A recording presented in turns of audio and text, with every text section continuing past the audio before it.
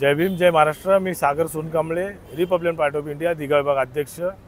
आज आम्ही या ठिकाणी आदरणीय आमचे ऐरोली विधानसभा अध्यक्ष प्रतीकजी जाधव साहेब, त्याचप्रमाणे नवी मुंबई जिल्हा युवा अध्यक्ष आदरणीय यशपालजी ओळ साहेब, तसेच महाराष्ट्राचे प्रदेश उपाध्यक्ष आदरणीय सीतारामजी ओळ साहेब यांच्या मार्गदर्शनाखाली आज ऐरोलीमध्ये हा संतोष देशमुख यांच्या जे मारेकरी आहेत, जे हत्यारे आहेत, असा त्यांचा जो अमानुषपणे मृत्यू केलेला आहे, अशा या हत्यारांच्या विरोधात आम्ही आज आंदोलन म्हणजेच या सार्वजनिक शौचालयामध्ये मूत्र विसर्जनासाठी लघुशंकाच्या ठिकाणी त्यांचा फोटो लावून आज आम्ही त्यांचा या ठिकाणी निषेध व्यक्त करत आहोत।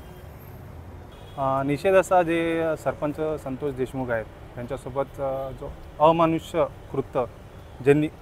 कृत्य ज्यांनी केलेलं आहे ते सर्व अपराधी आहेत। त्यांचे नावं पत्ते सगळे माहिती आहेत, त्यातले काही अटकसुद्धा आहेत, काही आतमध्ये आहेत, काही बाहेर आहेत।